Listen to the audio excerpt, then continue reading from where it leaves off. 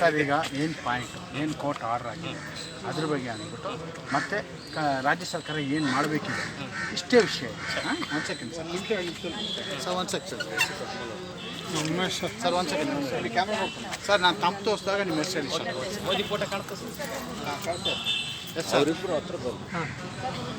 ಈಗಾಗಲೇ ಸರ್ವೋಚ್ಚ ನ್ಯಾಯಾಲಯ ಕೊಟ್ಟಂಥ ತೀರ್ಪು ಆಗಸ್ಟ್ 1ರಂದು ಏನು ತೀರ್ಪು ಬಂದಿದೆ, SC ST ಹಿಂದುಳಿದ ವರ್ಗದ ಸಮುದಾಯಗಳಿಗೆ ಸಮಾನವಾಗಿ ಒಳ ಮೀಸಲಾತಿ ಹಂಚಿಕೆ ಮಾಡಿ ಅಂತೇಳಿ ಆಯಾ ರಾಜ್ಯ ಸರ್ಕಾರಗಳಿಗೆ ಸುಪ್ರೀಂ ಕೋರ್ಟ್ 7 ಬೆಂಚ್ ಜಡ್ಜಸ್ ಮುಖ್ಯ ನ್ಯಾಯಾಧೀಶಗಳಾದಂಥ ಚಂದ್ರಚೂಡಿ ಅವರ ಅಧ್ಯಕ್ಷತೆಯಲ್ಲಿ ಕೊಟ್ಟಂಥ ತೀರ್ಪನ್ನು ತುಂಬ ಹೃದಯದಿಂದ ನಾವು ಸ್ವಾಗತಿಸ್ತೀವಿ, ಅಭಿನಂದಿಸ್ತೀವಿ.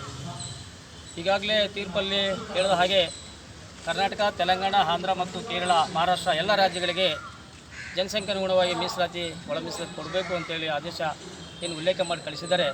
ಅದರ ಅಂಗವಾಗಿ ಇವತ್ತು ರಾಜ್ಯ ಸರ್ಕಾರ ಸಿದ್ದರಾಮಯ್ಯ ಮುಖ್ಯಮಂತ್ರಿ ಆದಂಥ ಸಿದ್ದರಾಮಯ್ಯನವರು ಈ ಕೂಡಲೇ ಈ ಒಂದು ಸುಪ್ರೀಂ ಕೋರ್ಟ್ ಕೊಟ್ಟಂಥ ಆದೇಶ ತೀರ್ಪನ್ನು ಮನಗಂಡು ತಕ್ಷಣವೇ ರಾಜ್ಯ ಸರ್ಕಾರ ಜಾರಿ ಮಾಡಬೇಕಂತೇಳಿ ನಾವು ಒತ್ತಾಯ ಮಾಡ್ತೀವಿ.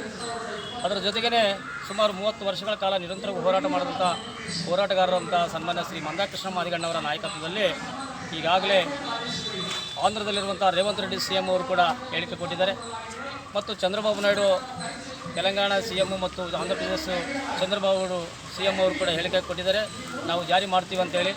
ಕರ್ನಾಟಕದ CM ಆದಂಥ ಸಿದ್ದರಾಮಯ್ಯನವರು ಕೂಡ ಜಾರಿ ಮಾಡಲೇಬೇಕಂತ ನಾವು ಒತ್ತಾಯ ಮಾಡ್ತೀವಿ. ಇದು ಸಾಮಾಜಿಕ ನ್ಯಾಯ ಕೊಡಲೇಬೇಕು. ಸುಮಾರು 30 ವರ್ಷಗಳ ಕಾಲ ಹೋರಾಟ ಮಾಡಿದಂಥ ಈ ಹಿಂದುಳಿದ ಸಮುದಾಯಗಳಿಗೆ ನ್ಯಾಯ ಸಿಗಬೇಕಂತೇಳಿ ಸುಪ್ರೀಂ ಕೋರ್ಟ್ ತೀರ್ಪನ್ನು ಎಲ್ಲರೂ ಕೂಡ ಕಡ್ಡಾಯವಾಗಿ ಪಾಲಿಸಲೇಬೇಕು. ಈ ತೀರ್ಪಿನ ಅನುಗುಣವಾಗಿ ತಾವು ಕೂಡ ಮುಂದಾಗಿ ಈ ಶಿಫಾರಸು ಜಾರಿಗೊಳಿಸಬೇಕಂತೇಳಿ ಸಿದ್ದರಾಮಯ್ಯವ್ರನ್ನ ಒತ್ತಾಯ ಮಾಡ್ತಾರೆ ಮುಖ್ಯಮಂತ್ರಿಗಳು. ಓಕೆ.